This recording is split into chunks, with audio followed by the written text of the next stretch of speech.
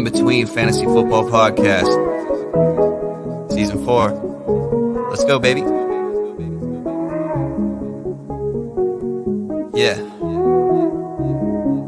There was a time I had trouble talking about it. Congratulate them, we know they doubted. Somehow we made it up out the pit, back against the wall, never quit. Traversing through each obstacle, show a non-believer what's possible. Let nothing they could do stand in between me and my wildest dreams. Let's go. Nothing that come at us could come in between. Life gave me the worst, yet my side grew so green. We've been down in the dirt, been tossed in the trash, but I never strayed from my path. When we're gone, we ain't looking back. Maybe we were all way too high. Maybe that's our fault. It's going to be a crazy time, but it's going to be a fun time. Life is boring if you don't take some chances and do some things outside of the box. Your destination for both some feel-good lifestyle advice and some fantasy football advice. All right. It is Feel Good Friday, November 4th. This is the In Between Fantasy Football Podcast, back with you, riding that good wave into Week 9. I'm your friendly host, your friendly fantasy football degenerate friend, Seth Woolcock. I am joined by the voice of Colorado and also the tight end collector of fantasy football leagues, Nate Polvote. Today, guys, we have an awesome show lined up for you today. Thursday Night Football recap, start sits, sure things, sleepers of the week. It's going to be a loaded one, Nate, but before we jump into that, how are you today as we transition out of this busy fall season into a busy holiday one? Well, it snowed yesterday. Got like 4 inches. It sucked. It was cold. It's cold today, but at least it's sunny. Stoked for this weekend. We've got some good games on this slate. Got some tough bye weeks too, but I think I think it's going to be a good week for fantasy. And we started off with a pretty great game unexpectedly last night. Absolutely. It was a good Thursday night one from Herbie and the boys up there. Nate, before we jump into things today, can you let our listeners know what guests are coming on today and when we can expect them, please? Yes, so I am very excited for our guest slate today. First, in about 10 minutes, we've got the one and only Joey Wright from Front Yard Fantasy. We're going to be doing some start-sit questions, talking about some players. Then at 2:10 p.m. Eastern, the godfather of fantasy football analysis, the one, the only, the diehard Bob Harris is going to join us with his sleeper of the week. Awesome. We're looking forward to that. Welcome into the In Between Media family. We appreciate you guys tuning in each and every Friday with us. If you guys are new here, welcome in. This is your dose of feel-good lifestyle advice mixed with that fantasy football advice that you need to hear. If you guys have any questions, please drop those in the chat. We will get to those in just about 10 minutes with our friend Joey Wright. If you guys are new to the channel, if you guys haven't been here before and you want to support us, please subscribe to this channel. It helps us grow, helps us continue to bring you content more and more often.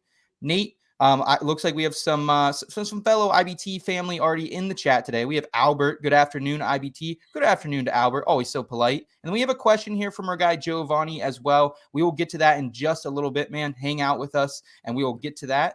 Nate, but I want to talk about this Thursday night football game because it was one that was pretty fun for once, a competitive game.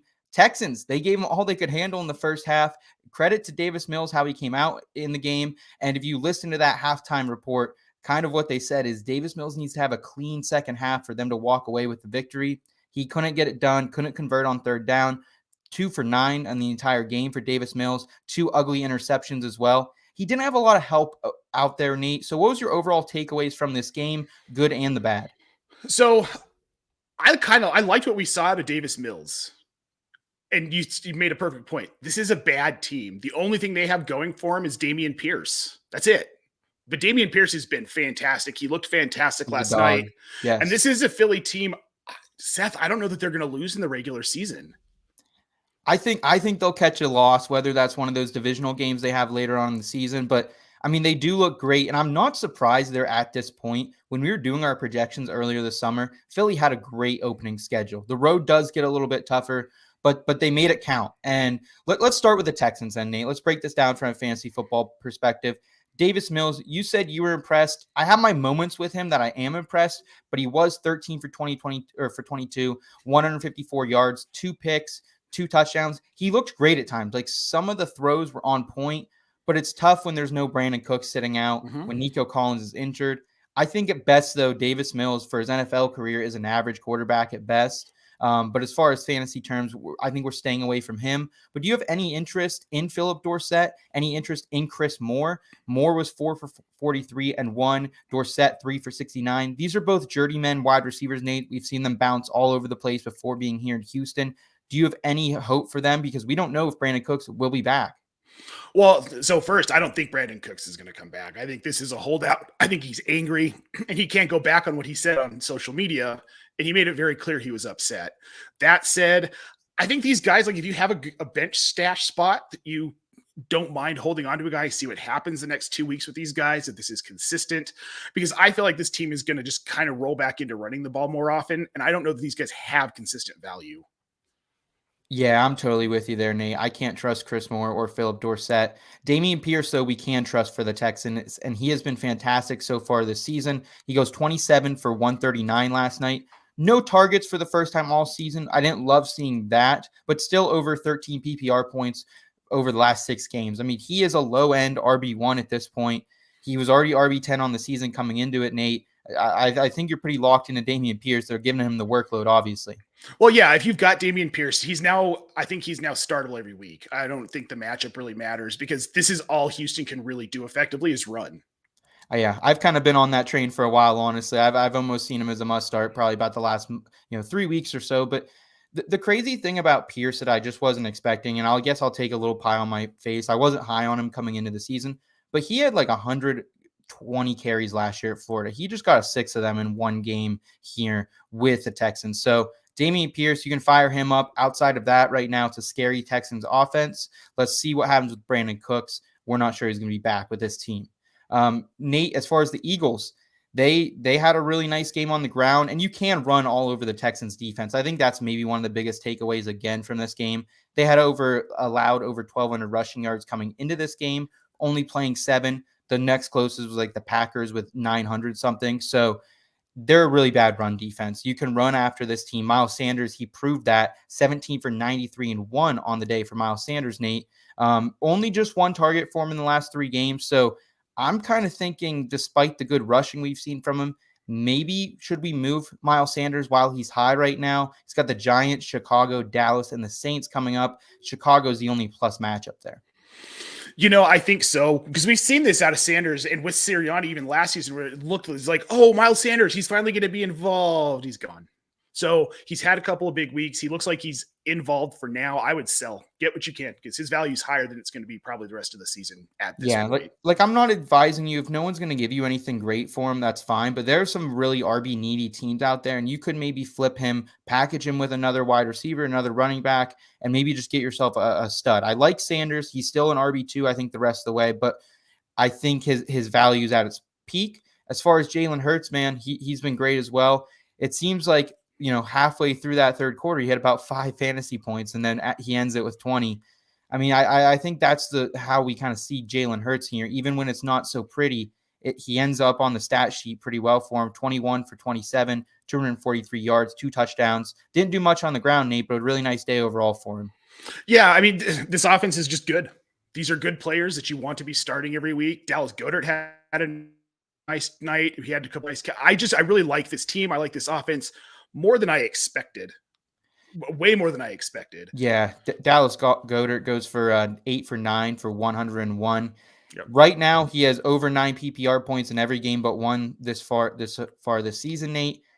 I think Dallas Goedert is a top 3 tight end rest of the way, depending on where you want to view George Kittle. But I think right now and Mark Andrews is even a little sketchy right now. So I don't know if I want to rank him above Andrews, but it's Kelsey. And then I think it's a tier of Mark Andrews, George Kittle, and Goedert here. I mean, he's been phenomenal, Nate. Would you rank him in that group as well rest of the season? Absolutely. Yeah, I'm concerned about Mark Andrews too. This injury seems to be kind of hampering him a bit, and they're starting to lean on guys like Isaiah Likely. But with Bateman out, if he comes back healthy, I think he's probably still my number 2, but I buy Goddard at 3 easy. So we have a question here from Albert. What are you guys doing with Devonta Smith? And Devonta Smith was the one disappointing factor last night, Nate. 2 for 22 for Devonta Smith. So he kind of let you down. And he's going to have these games. This is kind of the player he is. He's a little bit up and down. And especially with A.J. Brown there in Dallas kind of having the big night that he did. I think he kind of got lost in it, but I think they knew coming into this as well. Miles Sanders was going to have a huge workload because this is the Texans they're playing. So Albert, I'm encouraging you not to panic on Devonta Smith. Don't sell him for cheap. They have a couple nice matchups coming up as far as Chicago and the Saints have been pretty vulnerable at times to wide receivers. So I'm not panic selling Devonta Smith yet. I still think he's a boomer bust wide receiver too. You just have to, compensate in your lineup. Make sure you have someone who's consistent if you are playing him to do that volatility. Nate, how do you feel about that? So I think we kind of knew this was going to be a bust game for Devonta because of the game script against Houston. Like you said, we knew that they were going to just probably pound him with Miles Sanders. Thought we'd see a little bit more Jalen Hurts rushing. We didn't. But like you said, he's a boom bust. You don't want to panic. This was just a game script that didn't favor Devonta Smith. They were going to throw the ball enough for him to have enough volume to be relevant this week. It happens, but don't panic because next week he'll probably ball out. Yeah, and it wasn't a huge night for A.J. Brown either, just 4 Right. for 59, but he did get the one big score, so it was really good to see that. Guys, I'm seeing some questions coming in. I'm seeing some new faces in the chat. We will get to your questions here in just 1 second. Nate, I think we kind of capped it here for Thursday Night Football recap. Eagles, they're awesome. Play their receivers, play their players overall. As far as the Texans, it's Dameon Pierce or bust right now. Yep, you nailed it. All right, guys, let's jump into some matchup management and get to these questions.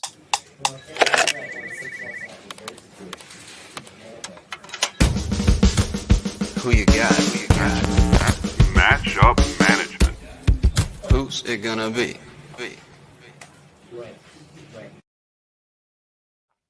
Who's it going to be? We're going to tell you that right now. And to do that, we're going to bring in a very special guest. He is a very knowledgeable analyst who delivers it in hilarious fashion over there at Front Yard Fantasy. But generally, he is just a nice human being. He is the one, the only, the Joey Wright. What's up, Joey? How's it going, guys? Good, man. Thank you so much for joining us today. Yeah, this is my last show before the weekend, and I'm actually heading to the Buccaneers-Rams game this weekend. My buddy invited me to come along with his dad's in real estate, and they actually have a box. So I'm going to be sitting in a box game, like living it up. So I'm really excited, but glad to be here with you guys before I head out for the weekend. Congrats, man. That's awesome. I love it. Yeah, that's going to be a hell of a time. Be safe out there, but enjoy it, man. How are things over at FYF? I know you guys are busy. You guys got content on the YouTube channel every single second, it seems like. Yeah, we are having a blast over there. We've got the morning show every day from 7 to 10 every morning. So JL and Simon and Andrew Cooper actually joins them for that. Coop's on vacation right now, so I've been filling in. I was in 3 times this week, and then not next week, but the following week I'm on every day. So look forward to that. Got starts and salutations going on that I do with Front Yard Fantasy. Got an episode coming up the week of the 15th of November. So there you go. Okay. Going to visit my buddy Shamu. So it should be a pretty fun episode. There we go. That's what we like to hear, man. Well, we appreciate you joining us today. We got a lot of questions in the chat. Anyone who doesn't have your question in right now, keep them coming. I want to start with the one that was at the top of the show here from our guy, Giovanni. Michael Carter or Romeo Doubs? Man, Romeo Doubs, I feel like it's hard to sit this week. He was really good last week. He's got a pretty nice matchup this week. How do you feel about this one? Joey, starting you off with a ripper. Yeah, so I'm actually really happy to roll out Romeo Doubs. I got him as like a borderline wide receiver 2 this week. I had him a little higher, but it does look like Allen Lazard is going to play this week. So I bumped Doubs down a little bit because I do prefer Lazard in this game. However, I think this is a get-right game for Green Bay, and I can see Aaron Rodgers slinging the ball to both of them. Yeah, Nate, how do you feel about this one? Because I'm normally not too excited to roll out my running backs against the Bills here. Any hope for Michael Carter? You agreeing with Joey here? No, I'm with Joey. Detroit's defense is just all around in every facet of the game bad, and Aaron Rodgers needs to ball out this week. He needs it for this team needs a big win, and this is a week they can get it. And Dobbs will be a huge part of their game script, I believe. Okay, so we're going Romeo Doubs against the Lions. Michael Carter, I think he's just a floor play at this point. He doesn't really have that upside that Breece Hall did. Here we got one from our guy, Blurpy. What's up, Blurpy? Appreciate you making us a part of your Friday. Any trade ideas to get Keenan Allen? Looking to buy low since he still could be out for a while more, but need to take a risk at wide receiver. His RBs are stacked. So this is an interesting question because I am not looking to go out and get Keenan Allen with the setbacks he keeps having. Joey, am I looking at this wrong? And is Blurpee, you think, onto something here? No, I don't think you're looking at it wrong. I'd like to know what Blurpee's record is, because if he's got like a 6-2 record or a 7-1 record, hey Blurpee, I hope you're 8-0. This might be a move I make where I take a little bit of my running back depth and go grab Keenan Allen and sit on him for a few weeks, where I don't necessarily need him right now to make the playoffs, but I'll have him for a good playoff run. But if he's anywhere near 500, I don't think I'd make this move. Nate, how are you feeling about it? I'm right there with Joey. It's a brilliant playoff play if you can get him for cheap. But if you're not in contention, this isn't going to help you win more and get in contention. So right now he's saying his running backs are Cook, Henry, Etienne, and Kamara, so he can play all 4 RBs. Blurpee, can you let us know who your wide receivers are by chance? Because that would also kind of help us out a little bit. I just struggle, guys, because I wouldn't be giving any of those running backs up. Not at all. For really, if I'm getting a stud wide receiver back, maybe. But I think you can get someone a little better than Keenan Allen here. So it's not a bad play, Blurpee. We don't hate it. I just think you can do maybe a little bit better. But the matchups are great too. Same with Mike Williams. If you want to target Mike Williams, who I'd rather almost have Mike Williams, I think, in the playoffs, guys, just because we've seen it this year from him. And he does have that explosive upside. The playoff matchup is great. I just made a trade for Mike Williams this week. So you're on to something there, man. Looks like he has D-Hop, Amon-Ra, and Pittman. I would almost look to move Pittman. Like if you want to move someone on your team, I would get out of Pittman while he still has some value. Try and get something out of him. You've got a good team there, buddy, though. Yeah, congrats, man. Congrats. Here we have James Freeman in the chat. What's up, James? Appreciate you making us part of your Friday.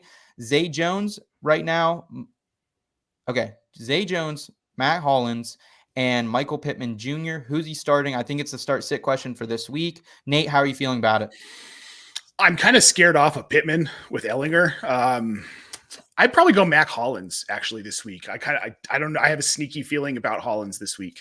Pittman is going to be facing 2 of the best cornerbacks in the league right now. Jack Jones, somehow the rookie for the Patriots, is just the number 1 cornerback in football right now, according to PFF. And they also have the other Jones on the opposite side of him as well. Joey, how do you feel about this? Mac Hollins, I know, was kind of dealing, I think, with an illness or something, or an ankle injury, this week, I think. Yeah, I mean, if I'm looking at my rankings, I still have Pittman above both of these guys. I'm a little nervous for the matchup with Pittman, but I mean, he did have 9 targets last week. I might lean Zay Jones over Hollins, to be honest, because this Raiders offense is just, it's got me flustered. I don't know what's going on. On paper, it looks fantastic, but it's not really been showing up other than Josh Jacobs, not last week, but before that.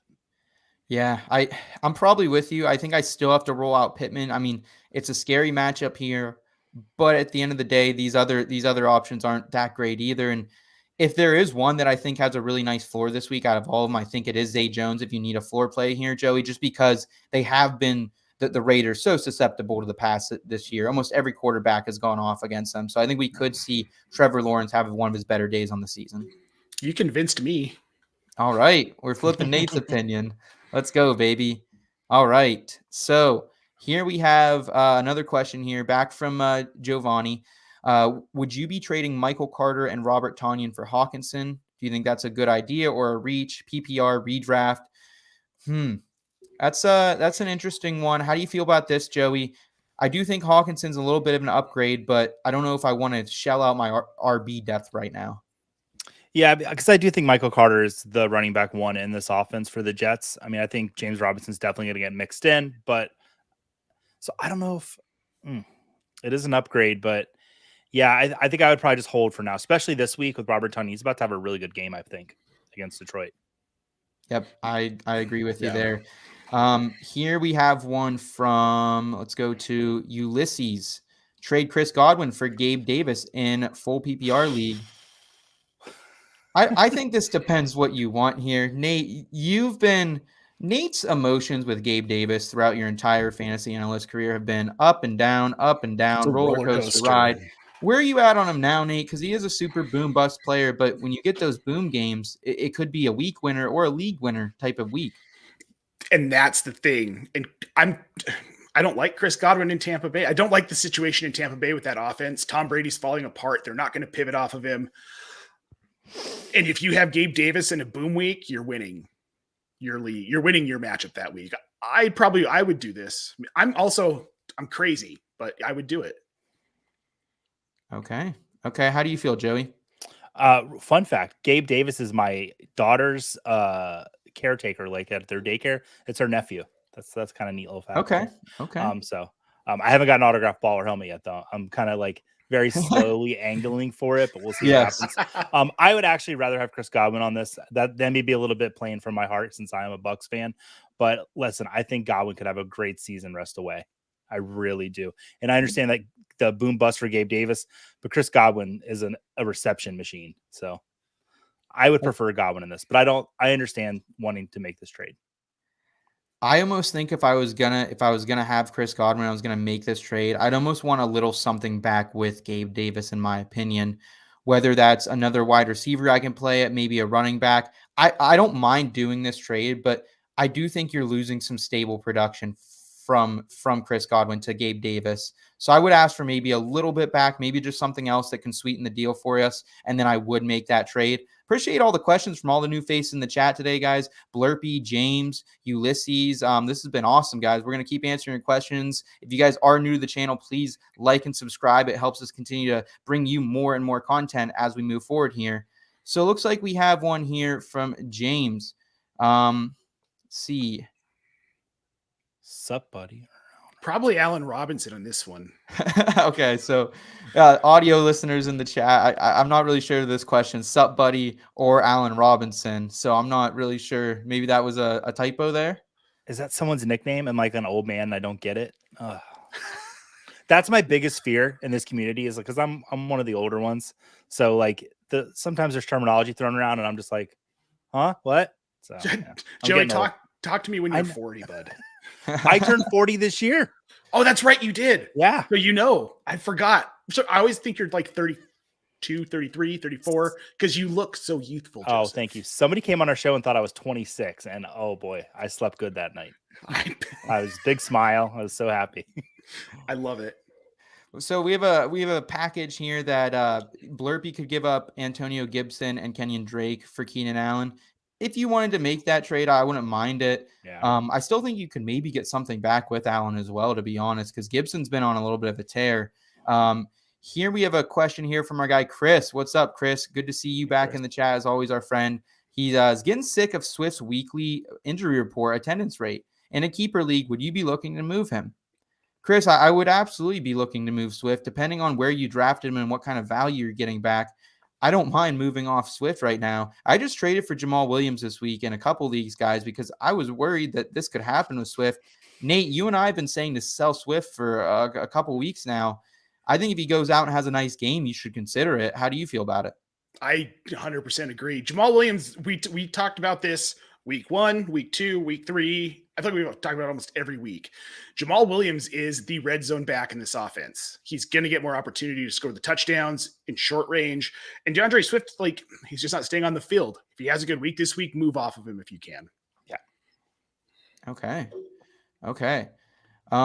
Okay, so he's got a question. Okay, so here we go here with Gucci TMP. He's asking Cordell Patterson playing right now. I haven't seen a confirm that he is playing, but I know he is supposed to play. And I saw a quote from him yesterday that he feels about 90%. So yeah. Is that, have you guys seen anything else that we can help out Gucci over here? No, go ahead, Nate. Go ahead, Joey. Oh, I checked in on Sports Edge right before I came on the show just to make sure I was up to date on news, and there was nothing about Patterson. That was one of the things I went and looked for. And okay. Looking at it again, I don't see anything. The last thing I saw was that Arthur Smith said that they'd probably wait until tomorrow to make a decision on whether or not he's playing. So okay, it's up in the air. Saturday decisions. They're the best, really. So I will say, all I'll say is, like, how are you guys feeling about Cordell Patterson this week? Are you trying to get him into your lineup? I don't think we'll see him at a full workload, especially with how much they've been using Huntley and Algier. Like, Joey, what's your degree of confidence? And where do you have Patterson ranked this week, would you say? So have I even ranked Patterson yet? I have not ranked him yet. I'm waiting for the news to come through. But my general rule of thumb with players returning from an injury is if you have somebody comparable, don't risk it. Like, I like the talent of Patterson. I really do. If he's 90%, I'm happy to start him if I need him. We're on a bye week where there's 6 teams on bye. So this might be a situation where you do have to start him. But if you have somebody, let's say he does start and you've got a Devin Singletary or a Jamal Williams, I would start them over him. Okay. I'm probably with you on that. Nate, are you following Joey's lead on that one? Yes, absolutely. You said everything I was going to say.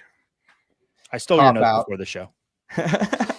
we got Dave in the chat today saying he was going to be on time for the show, and then a jar of pickled jalapenos fell out of the fridge. Oh no! Glass and spicy juice everywhere. Yeah, that's a rough one for you, Dave. We appreciate you tuning in, though. Guys, keep the questions coming too. We'll be sure to answer as many as we can for you.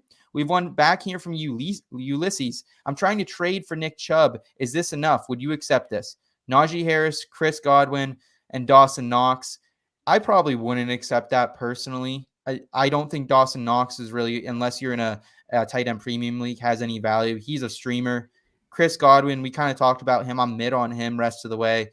And Najee Harris, I think it could get better for Harris here without Claypool, but I'm still not. I don't think unless I'm desperate for a running back, I'm accepting that. How do you feel, Joey? So if you're trying to get Chubb, I think to make this trade, you're going to have to wait a little bit because I do think Najee does have, not this week, but the following 2 weeks, he does have 2 really juicy matchups. And if he puts up some good points, you'll be able to make this trade.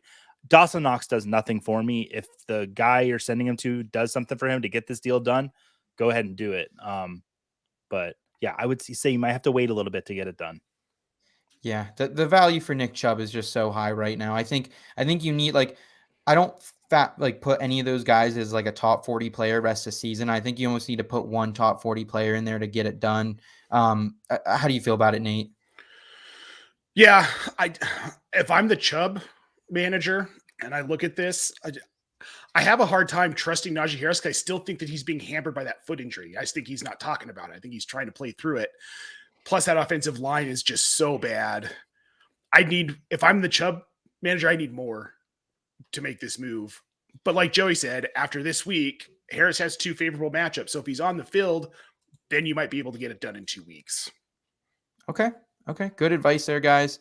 We have a question here from Gucci. We kind of touched on this earlier in the show, Nate, but we can talk about it again for our guy Gucci. He's asking, should he trade Sanders? So Miles Sanders, he came out. He had a great game last night. However, Nate and I talked about this, Joey, and I'd love to get your input on it as well. Miles Sanders had 1 target in the last 3 games. So, like, he's not really getting used in that role. Are you worried at all? And would you be taking this as an opportunity to maybe sell Sanders high? It depends what you can get. I said last night before the game, and I still have the exact same feelings. When there is a run week matchup, Sanders is a great play, and you're going to love to have him in there. And Philadelphia's schedule going forth is really nice. But if you can move him for, let's say somebody wants to give you I don't think you get Jalen Waddle, but maybe a lower receiver plus him to get Jalen Waddle, I would do something like that. But I think it's he's a RB1 and the matchups are good. But if the matchup's just decent, he's just kind of like a borderline. He's a RB2. Basically, That's how I'm viewing him rest of the season. Awesome. Well, we're going to keep waiting for some more questions to come in. And as we do that, I did want to touch on a couple quarterbacks that I'm pretty high on this week. And the first one here is Kirk Cousins, guys. He's my start of the week. Featured him on my start sit and Seth column yesterday. And I love what Kirk Cousins has been doing so far this season. And we got a little bit of a revenge narrative here. Nate, how do you feel about Kirk Cousins heading back to Washington? I like him. I like him this week. I like that they added Hawk. I think Hawk's going to be more involved than people are expecting out of the gate. And I'm starting Kirk Cousins this week against Washington. Joey, how are you feeling about Kirk Cousins? He hasn't been explosive. He hasn't had over 24 PPR points in a game yet. However, he has been super consistent as of late, averaging 20.7 PPR points over his last 3. Is he in your lineups this week? Absolutely he is. I've got him at my QB 11, so I do like him this week. One thing I do love about him is he's dodging the Chase Young return because I came out today that he will not be coming back this week. I do want to see Chase Young on the field, but for this Kirk Cousins matchup, I'm kind of glad he's not there. Washington, since Heineke's been in there, it's been clicking a little bit. They've won 3 straight. I expect this game to be competitive, and if it's a competitive game, I expect Cousins to have a really good one. Okay, I'm in on that one with you. And I think this Washington defense, people might see the number next to him and say, "Oh, they're a negative matchup for a defense." But keep in mind the quarterbacks they faced in last month, guys: Sam Ehlinger, Tannehill, Justin Fields, 2022 version of Aaron Rodgers. So it hasn't been great for Washington as of late. I think those numbers are a little bit bolstered. So I feel fine about starting Kirk Cousins this week. Here we have a question from our guy Dave Fantasy on this one. Would you trade? He says Saturn for Dobbins and a first. But he says Saquon. He's not trading the planet, which is good to know, Dave. I don't know what the value of Saturn would quite be. I mean, Saturn's got a lot of rings, so I mean, it's been some that's true. Nailed it. All right. Nate, how do you feel about this? Because unless this is going to be the 101 next year, there's no way, and I'm rebuilding, there's no way I'm trading Saquon for Dobbins, who can't stay on the field. And I don't know what that first is going to be either. Yeah. That's exactly it. You don't know what that first round. You could get the 101, and that player could tear their ACL 7 weeks into the season. Ouch. No, don't do that. Joey, how are you feeling about it? 100%. I'm holding on to Saquon. I'm not a huge J.K. Dobbins fan. I'm not really a fan of any of the running backs in that Baltimore offense while Lamar Jackson's there, because he's really the RB1 on that team. And then the first, like you said, we don't know where that's going to be at this point in the season. So I'm holding on to Saquon. Okay, awesome. Good to hear that. And let's go back to another question from Gucci. He's got lots of questions here for us today. We'd love to see it. Appreciate you tuning in, man. I hope you subscribe to the channel. Come back and hang out with us again. He has a question about Brandon Ayuk. Who should he be trading Brandon Ayuk for?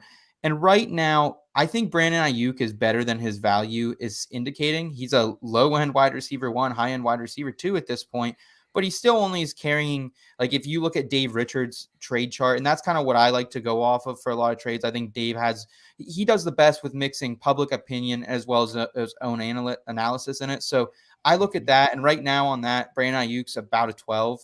So you could upgrade if you wanted to, try to package him with something, try to get a better wide receiver maybe. But still, I think maybe I'd be trying to making a move at running back, package him with something else. I love Jamal Williams this week if you can get him. I think he's going to be an interesting player moving forward here. Donta Foreman, I think, is going to be interesting. I wouldn't mind getting a package with Foreman back, Leonard Fournette, someone kind of in that range. Joey, how do you feel about Brandon Ayuk right now? Are you holding him, or are you all right with trading him high? You took the name from my brain. Was Leonard Fournette. I think that there was this movement for Rachaad White to come in and start taking some work away in Tampa Bay's backfield, and I was starting to get nervous on Fournette, and I feel like that's stalling right now. I don't feel like the White is going to happen this year. So if you can get Fournette, I'd say grab him now, because once Debo's back playing healthy, and then with Christian McCaffrey there, the work for Ayuk I see going down a little bit. So sell high if you can. Okay. Nate, are you selling as well? I've kind of felt the same about a couple of these 49ers pass catchers. Now that they're all there, CMC, George Kittle, if Debo can make his way back, and Ayuk, I worry that someone's going to be left out every week, if not two of them. So are you taking this opportunity to sell the pass catcher there out in Santa Clara as well?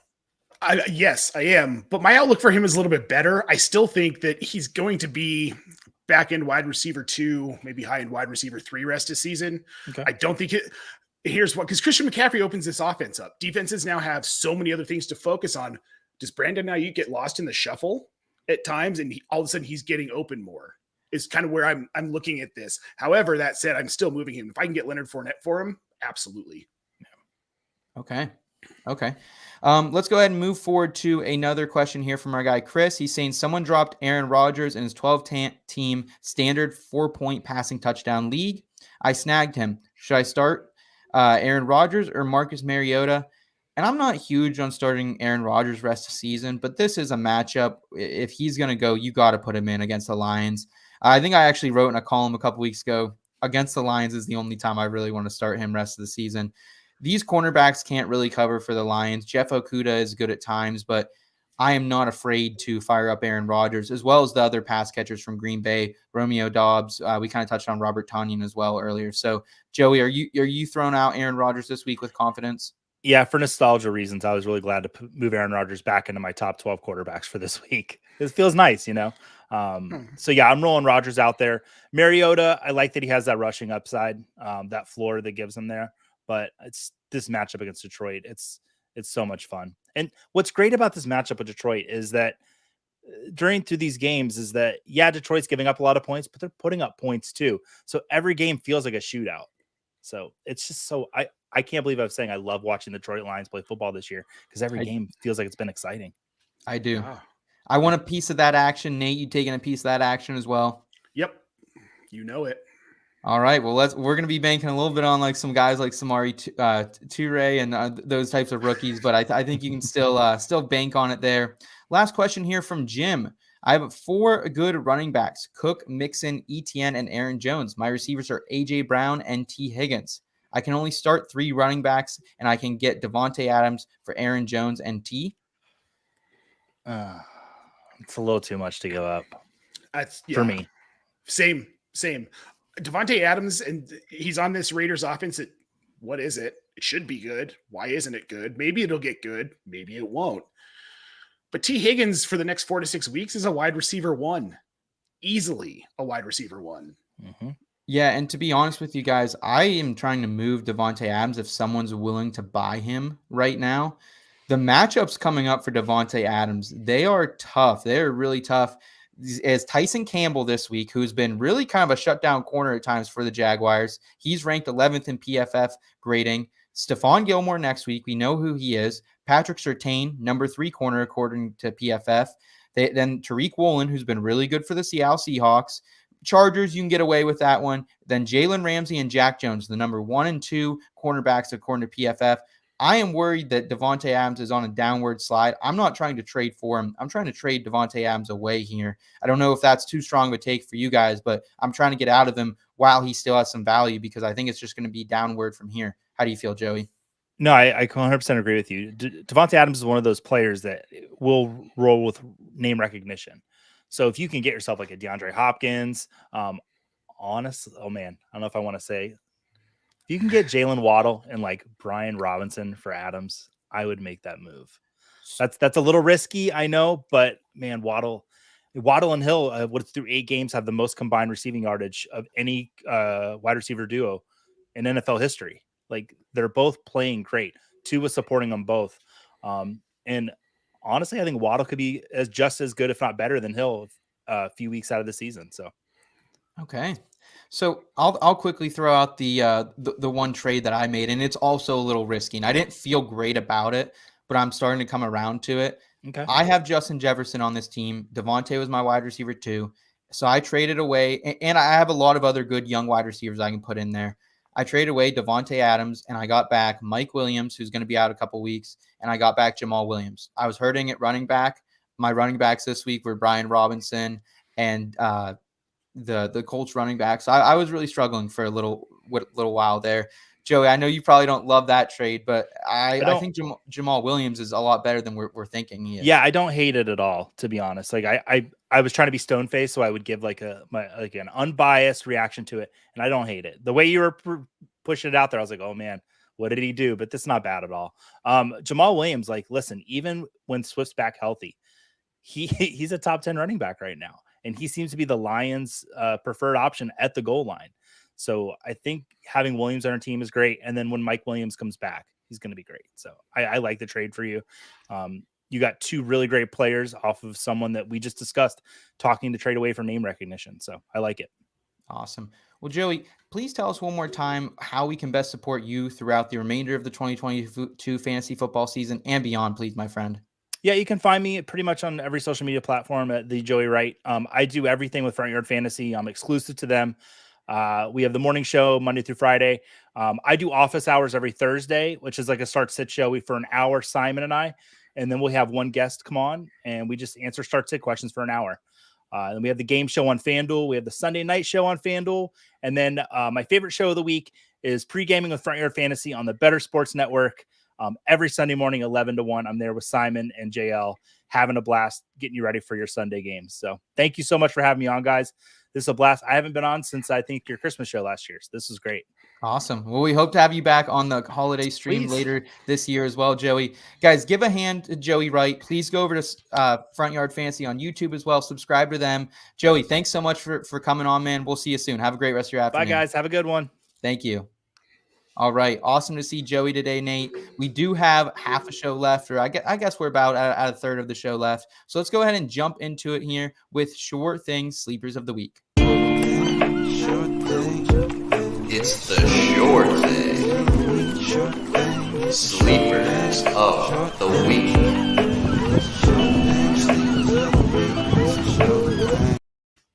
All right. Sure Things Sleepers of the Week.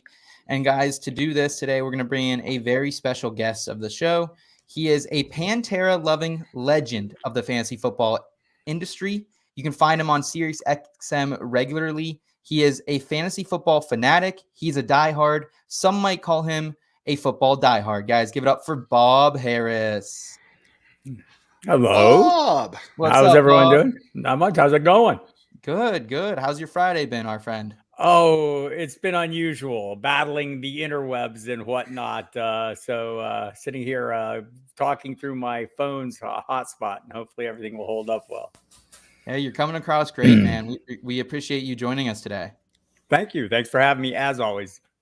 Absolutely. What's been going on over there at Diehards? I've seen you on the radio quite a bit here this season. You guys are staying busy over there. Yeah, never any shortage of good times. Have the radio show 4 or 5 days a week. 5 days a week, I guess.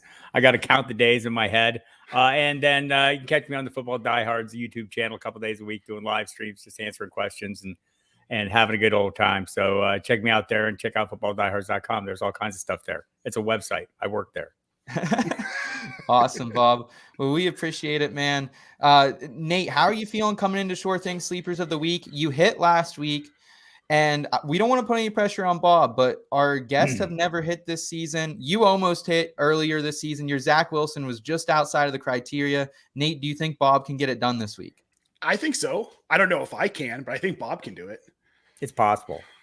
No guarantee. Anything's possible. We got a little bit of a curse going on right now. Last 2 weeks, week 7, we had someone say Michael Gallup. He put up a donut.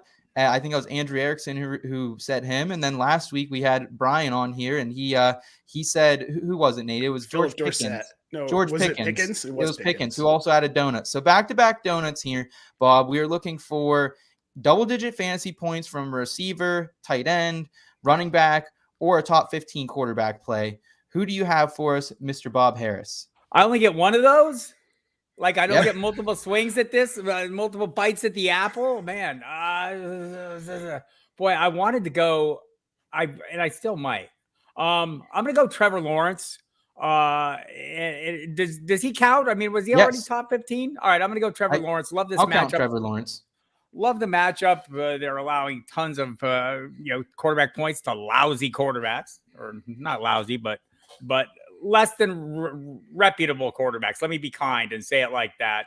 I think they gave up Andy Dalton 50 combined fantasy points to Andy Dalton and Kirk Cousins. So pretty reasonable there. Or no, it was what was the points? Most fantasy points per rushing attempts to quarterbacks. They gave Davis Mills got 22 points in week 7, Andy Dalton 19 points in week 8. So I think this is a good spot for Trevor Lawrence, who hasn't been horrible. It was horrible against Denver, right? And he had the interceptions, and I get it was bad. But I also like Evan Ingram a lot in this game, Travis Etienne a lot in this game. Ingram would be on my list of potential sleepers based on the matchup as well. But I'll go with the tip of the spear and say Lawrence, and look for a multiple touchdown finish for him, possibly even 3 of those things that we like to call touchdowns. Okay. I like that, Bob. How are you feeling? Do you have any other positional players that I know you kind of had a list coming in here. So do you have any others that you're feeling good about? Because I agree. I'm definitely with you on T-Law this week. And Nate, I think you can vouch for it as well. Yep. The Raiders, it's almost been every single matchup they've allowed a QB1. And it's been to players like Davis Mills, Andy Dalton that are going out there and slinging. So really like that one for you, Bob. Yeah, I mean, Lawrence has 4 top 12 finishes so far this season. It was mostly earlier this season. He seems to have gone off the rails a little bit. I think this game will get him right. Look, I like Deion Jackson as well. Now that Jonathan Taylor's ruled out, you can't not like him. I don't even know if he's a sleeper once Taylor's out, if we're going to go that far. And the same with some other targets of opportunity, I think, are mostly the things we're after this point of the year. So Devin Duvernay comes into play. Maybe even Demarcus Robinson, not a high ceiling guy, but has at least a decent floor. And Isaiah likely goes in that category as well. And Josh Palmer for sure. Oh, yeah. Yep. I love those Baltimore wide receivers right now, man. Devin Duvernay, like they need to give the kid the ball more. He is right now, he's second in fantasy points per target, Bob. It's been incredible what he's been doing, but he only gets about 5 touches a game, and he's electric every time he gets the ball in his hand. It feels like, the Ravens offense kind of is turned into what we expected to be, right? When it's Mark Andrews and then everybody else catch can, except for that wide receiver one is going to have a pretty significant role. We thought it'd be Rashad Bateman. Right now it's going to be Devin Duvernay. So I think and look, it might be even more, he'll be the 1B to Isaiah Likely's 1A if there is no Mark Andrews this week as well. So we'll let that sort out till Monday. But I think Duvernay now, just going forward, is someone you can invest in. Like Josh Palmer, I'm fine with him right now, but at some point we're going to have Mike Williams and Keenan Allen. Well, maybe not Keenan Allen. I don't know. Maybe never Keenan Allen. But at some point, those, the primary components will be back. We know that's not going to be the case with Rashad Bateman. Certainly. Nate, you're on a hot streak right now, my friend. You hit one last week with Mike Gesicki. Who do you have for us this week? How deep you going this week? Because I know you vary in depth here, my friend. This one isn't super deep. I like Mecole Hardman against Tennessee this week for 2 reasons. One, they're allowing the fourth or fifth most fantasy points to wide receivers, 32.6 per game in PPR. And they have a really good run defense on the other side of things. So Kansas City has no real identity. Like Pacheco's the starter, but we're not seeing a ton of volume from him. We don't know from week to week who's going to be the guy, but I think we can trust that all 3 of these wide receivers are going to eat this week. And I think Hardman's the guy who's going to have like that 20-point game, and he might get a rushing touchdown. Are you concerned at all about the addition of Kadarius Toney, and it kind of just makes this a little more crowded of a wide receiver core than it already was? I don't think so. I just think they're going to throw the ball an absolute ton this week. There are other words I wanted to throw in there almost. I knew I can help you with those words. they're some of my best words. So I think, the thing that would concern me on that, just to jump in is, if you're going to use Toney, it would be on jet sweeps or something really simple where, just kind of, I'm sure they're going to have a package of plays for him.